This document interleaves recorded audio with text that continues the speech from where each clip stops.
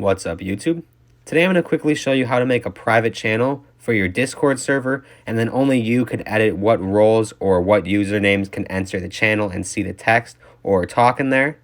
So in order to do this, you're just going to create your channel as normal, hit the little 3 dots right below your server name as shown, and then you're going to see the create channel button. That's the first button for the options screen.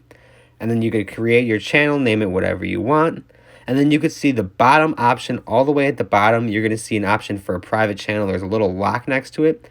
If you just enable that, it'll take you to this screen right here where you could add either a role or a member. It looks a little confusing on my end because I don't have any roles on this current server or members for that matter. But on that screen, you'll see the roles or the members and you could choose which one to add. And then as you just saw right there, you could always edit the channel to edit who you want in the channel to see the text at any given time.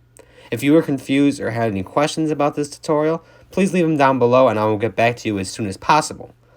Also, don't forget to subscribe and read that description down below. It's very important and you definitely won't want to miss it.